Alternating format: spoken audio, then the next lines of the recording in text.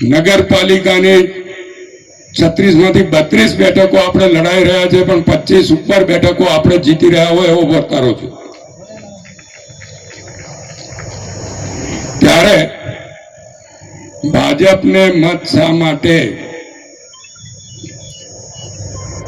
સમય ઘણો થયો છે એટલે ટૂંકમાં કહીશ કે 370 ની કલમ હટાવી તો આપણા વડાપ્રધાન નરેન્દ્રભાઈ મોદી અને અમિતભાઈ શાહને આપણે શ્રેય આપી શકીએ અને પર અભિમાન લઈ શકીએ. સ્વાભિમાન જો આપણને ગુજરાતીઓને કોઈ અપાવ્યું હોય તો નરેન્દ્રભાઈ મોદી અને અમિતભાઈ શાહે અપાવ્યું.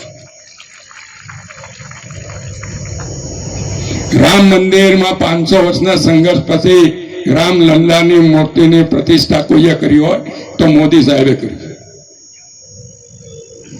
રામના નામે મત માંગીએ તો રામને સ્થાન પણ આપણે જ આપ્યું. એની સાથે સાથે હમણાં જે અહીંયા જે સળગતા પ્રશ્નો છે, સમાન સિવિલ કોડ અને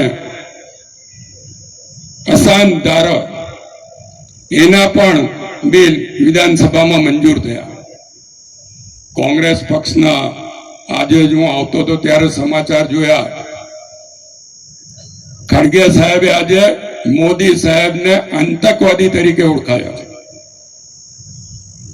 આ સહન થશે? જવાબ તો આપો. થોડા દિવસ પહેલા ગુજરાતીઓને અભણ કહ્યા હતા, આજે મોદી સાહેબને આતંકવાદી કહે છે. શું આવા પક્ષના લોકોને મત આપી શકાય? વિકાસના કામ એટલામાંથી નથી કહેતો કે ડભોઈ વિધાનસભામાં છેલ્લા 60 વર્ષમાં ના આવ્યા હોય એટલી ગ્રાન્ટો, એટલા વિકાસના કામો આ 8 વર્ષમાં અહીંયા આગળ આવ્યા છે.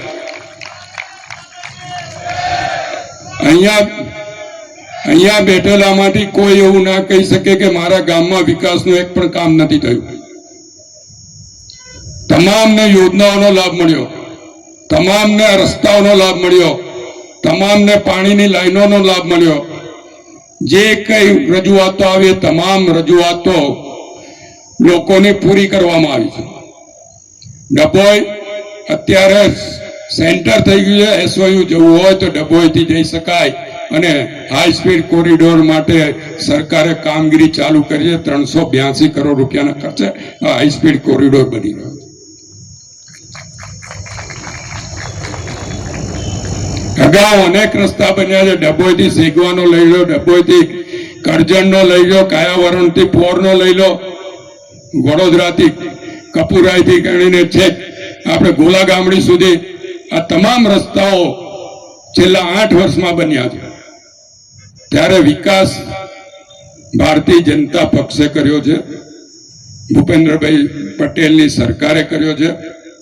અને આપણે જે કંઈ કરવાનું છે એ કામો તો કર્યા છે, પણ આ ચૂંટણી કેવી રીતે જીતવાની છે એ પણ તમે સૌ જાણો છો.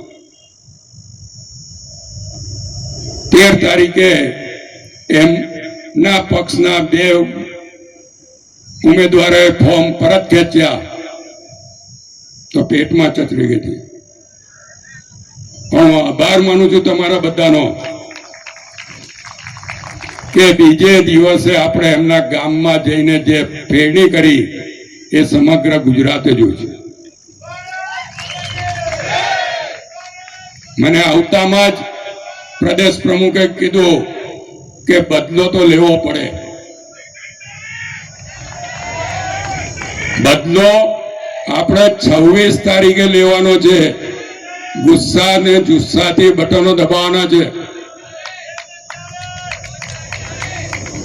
ગુસ્સા ને જુસ્સાથી બટન દબાવવાના છે. જ્યાં કમળ દેખાય એ બટન દબાવવાનું અને આપણા તમામ ઉમેદવારોને જંગી બહુમતીથી જીતાડવાના છે. એ જ આપણે બદલો લીધો કહેવાશે. અહીંયા સામે જ એમનું કાર્યાલય છે. કાગડા ઉડે છે. 13 તારીખ પછી આવી નથી શકતા. અને બધો જ પ્રતાપ ભારતીય જનતા પક્ષના કાર્યકરોનો છે, આગેવાનોનો છે.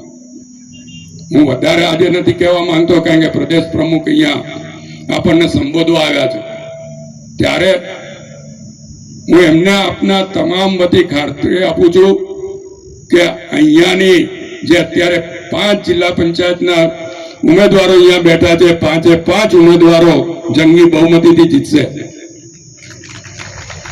સાથે જે 20 તાલુકા પંચાયતના ઉમેદવારો અહીંયા આવ્યા છે એ તમામ જંગી બહુમતીથી જીતવાના છે. ડભોઈ નગરપાલિકામાં ફરીવાર ભારતીય જનતા પક્ષનું બોર્ડ બેસવાનું છે. આપણે એવી એટલો ખાતરી આપવી પડે ને કે ના ભાઈ, આ બાજુ કોઈ બોલતા નથી, કારણ કે આ તો તમારી તાકાત પર જવાબદારી લેવાની છે, મહેનત તમારે કરવાની છે. 5 દિવસ બાકી છે, જે કરવું પડે એ કરજો, પણ આપણા તમામ ઉમેદવારોને જંગી બહુમતીથી જીતાડવાના છે. એના જે તમે કરશો એનામાં તમારી જોડે અમે તમામ ઊભા છીએ. જેમ 13 તારીખે થયું ને કોઈને કશું થવા નથી દીધું, એમ ફરીવાર પણ કોઈને કશું થવા નહીં દઈએ.